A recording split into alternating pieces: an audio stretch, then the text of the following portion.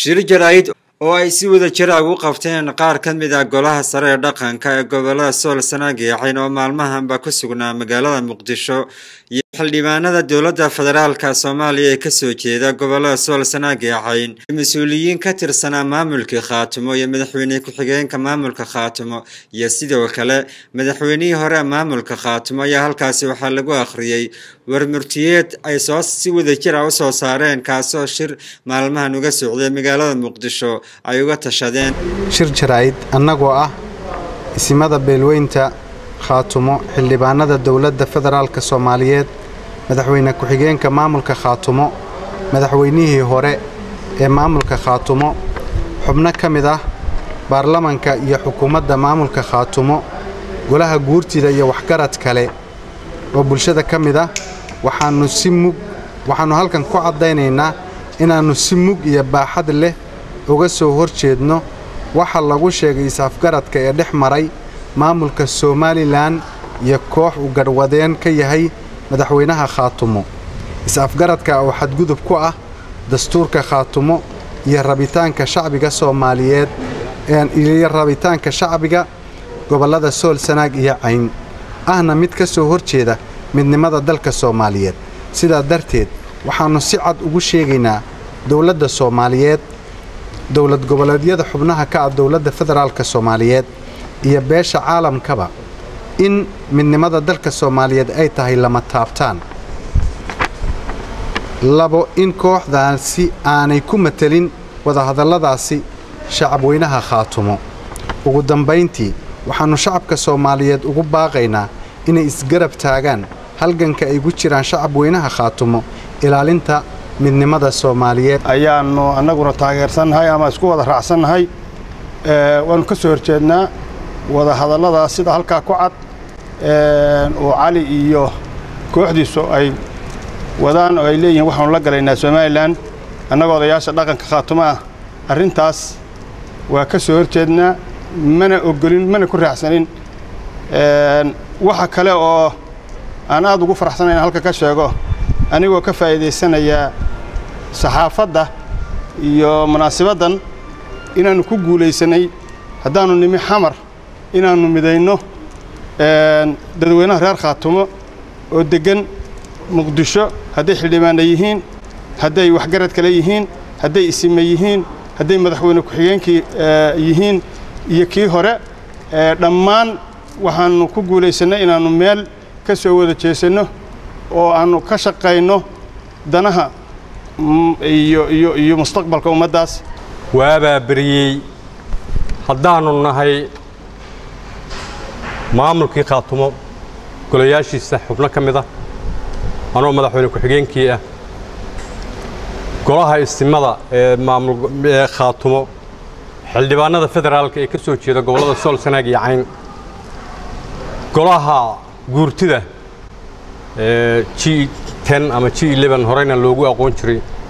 oo ku sugan magaalada tan xamar ee caasimadda Soomaaliyeed bayaan ka soo baxay maanta waxaanu isla qaadanay in aanu cadeyno inaanan ka mid ahaan doonin haddaanu nahay dad ka soo jeeda Sool Sanaag iyo Cayn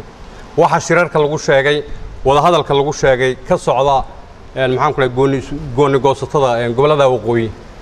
ma qaadanayno ma qaadan doono ma yeeli doono cidina qoor qabasho biyo nagu cabsiinayso waanu diidnay waxaanu nahay Soomaali kama go'ayno Soomaali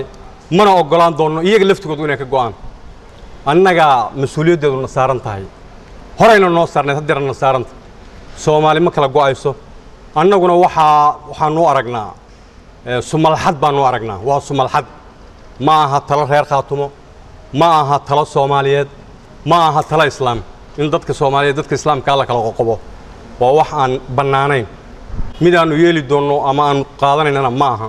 warkaasi waa cad yahay dadka reer Khaatumo ee walahawga la galiyay ee la marin habaabiyay ee looga dhigay maxaan ku raada in ay sharci tahay in Cali Waraabana nala shiro kuwii ugu mudnaana lagu eedeeyo la yiraahdo ka soo jeeda gobolada Sool Sanaag iyo Cayn hadday isma ahaayeen iyo hadday waxgarad kale ahaayeenba la leeyahay kuwa hadii halkaas waa dambiilayaal war sharciga fasaxay in Cali Waraabe iyo kuwa macooda ah in maxaan ku raahdaa loo maxaan ku raahdaa taladii iyo dantii dadkan sool sanaag iyo cayn marba guri hoostii lala galo xaajadaasi xaajo qabata maaha xaajo aanu qaadanayna maaha xaajo aanu geynana maaha dadka reer khaatumana midnimo iyo wixii aad noo dirsateen inaad nagu garab istaagtaan baanu idinka fadhinaa oo midnimo ah oo midnimo ah oo midnimo ah oo mustaqbalkiina iyo noloshiina taasaan u taagannahay taasaan u taagnaan doonnaa ismaduna noogu go'aamiyeen oo maxaan ku rahday noogu duceeyeen naguna mideeyeen aanuna ku midaysannahay salaanka bacdi halkan waxaanu isugu nimi shir beelweynta reer khaatumo oo ay hogaaminayaan isimada khaatumo oo ay ka mid yihiin xildhibaanada federaalka ee khaatumo oo ay ka mid yihiin xildhibaanada khaatumo golaha khaatumo oo ay ka mid yihiin rag kale oo badan oo ningarbooda oo halka kan xamar degan waxaanu isla eegnay sidii marxaladdan lagu jiro oo jahwareerka keentay oo ninkii madaxweynaha u ahaa khaatumo doctor cali khaliif galaydh uu ku tagrifalay xilkii lagu aaminay uu la hoos galay howlo aan loo diran oo isaga u gaara iyo dad laga yaabo inay isagu wada faqeen waxaanu halkan ka caddaynaynaa oo aanu isku waafaqnay inaananu nin naga mida oo waxgarada iyo shacbi weyne iyo rag iyo dumar iyo dhallinyaro aananu waafaqsanayn waanuna takooraynaa waxa uu wado ninkii odayga ahaa ee madaxda aanu ka dhigannay aanuna ku tala jirno sidii aanu arrintaas uga hortegi lahayn waxna uga bedeli lahayn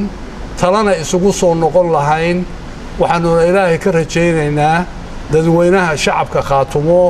iyo soomaali idilkeed inay arrintaa nagu taageeraan